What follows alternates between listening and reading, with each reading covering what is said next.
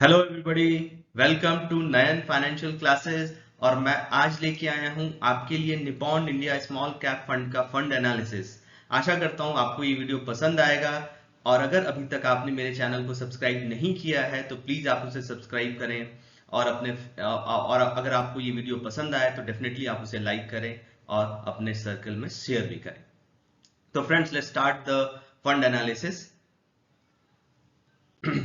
तो जैसा कि मैं हमेशा अपने व्यूअर्स को बताता हूं कि मेरी कोशिश ये रहती है कि मैं बहुत ही आसान तरीके से एक फंड का फंड एनालिसिस आपके सामने लेके आऊं और बहुत ज्यादा इंफॉर्मेशन लेके नहीं आऊं, और वही इंफॉर्मेशन लेके आऊं जो आप जानना चाहते हैं और जो आपके लिए सुटेबल है। तो with that I always start fund analysis with the returns, because return is something which as a retail investor हम सभी उसी के लिए अपना इन्वेस्टमेंट करते हैं। तो ये बहुत ही अच्छा है कि अगर हम सबसे पहले उसके बारे में हमें पता चले।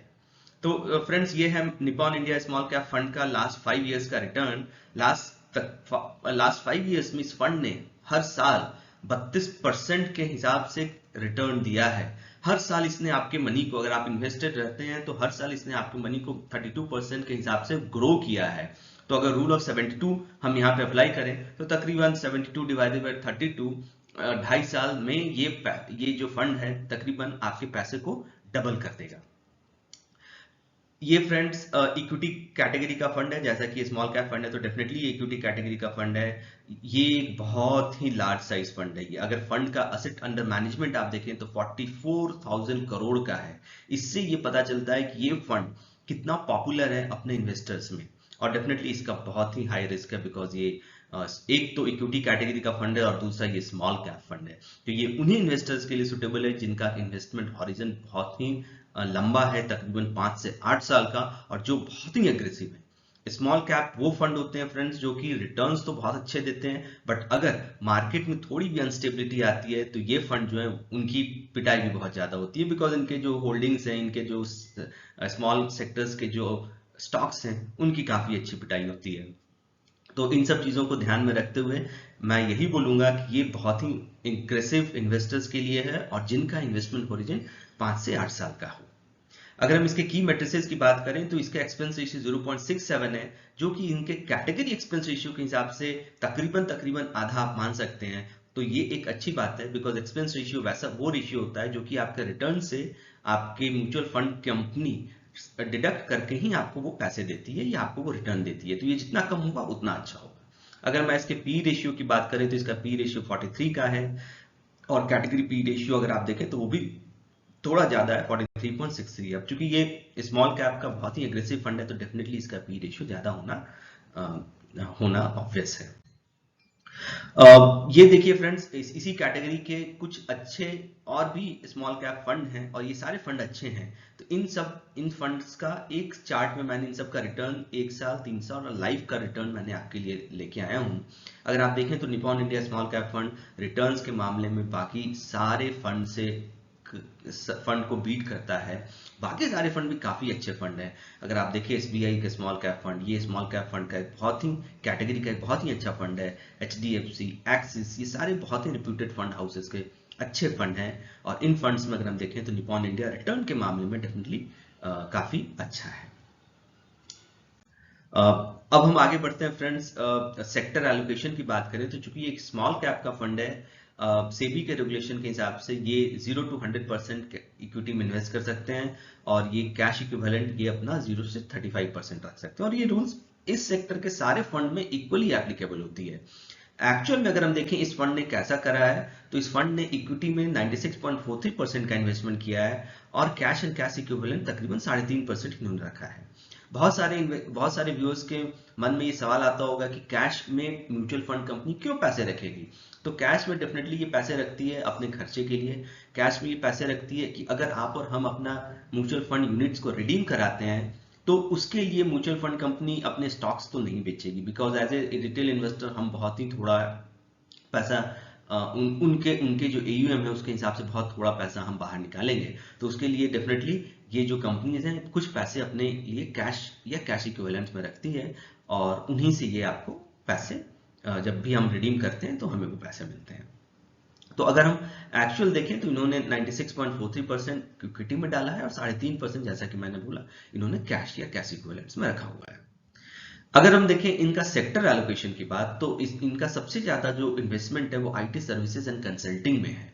और in IT services and consulting में अगर हम देखें पिछले कुछ महीनों में इनका इन्वेस्टमेंट, इनका जो कंट्रीब्यूशन है वो बढ़ता ही जा रहा है। सितंबर 22 में आईटी सर्विसेज एंड कंसल्टिंग 6.5% का कंट्रीब्यूशन था इस फंड के टोटल एयूएम में, जो कि तकरीबन अभी बढ़कर 8.98 लगभग 9% हो गया है। इससे ये पता चल रहा है कि ये फंड जो है IT services and consulting as a sector में काफी बुलिश है। सेकंड, इंडस्ट्रियल मशीनरी जो कि 8.86 है। Third, electrical component and equipment 6.53% है। फार्मास्यूटिकल्स भी तकरीबन 6% है। कंस्ट्रक्शन एंड इंजीनियरिंग भी 6% के आसपास है। इसके अलावा भी लगभग 48 मोर सेक्टर्स हैं जिसमें कि इस फंड का तकरीबन 63-64% इन्वेस्टमेंट हो रखा है। अब आगे बढ़ते हैं फ्रेंड्स। अगर हम देखें Nippon India small cap fund के टॉप स्टॉक्स कौन से हैं, तो सबसे बड़ा स्टॉक्स है tube India investment of India limited, जो कि 2.64% का इनका कंट्रीब्यूशन है। सेकंड, एचडीएफसी बैंक है। HDFC bank as a sector is a large cap fund, so you must be, कुछ इन्वेस्टर सोच रहे होंगे कि ऐसा क्यों है, स्मॉल कैप फंड है बट इसमें एचडीएफसी क्यों है। तो एचडीएफसी फंड इसीलिए इन्होंने रखा होगा to give some stability during the market ups and down. अगर हम देखें थर्ड, तो केपीआईटी है जो कि 1.52% है। अपार इंडस्ट्री 1.49 है। Bharat heavy electrical limited BHEL भी 1.48% है। और बाकी अगर हम देखें तो ये जितनी भी कंपनी है ये सारी की सारी एचडीएफसी को छोड़कर आप देखें तो स्मॉल कैप की फंड, स्मॉल कैप के स्टॉक्स हैं कि, और इन सब की रैंकिंग जो है 251 ऑनवर्ड्स है। तो just for viewers information, 0 to 50 तक अगर निफ्टी में कोई भी स्टॉक लिस्टेड है तो उसे हम लार्ज कैप कहते हैं। 51 से लेके 250 तक जिसकी रैंकिंग होती है मार्केट कैप के हिसाब से उसे मिड कैप बोला जाता है, और 251 ऑनवर्ड्स जो भी होते हैं उसे हम स्मॉल कैप कहते हैं। अभी हाल में ही एक माइक्रो कैप का भी कॉन्सेप्ट आया है बट वो अभी बहुत ही नया है।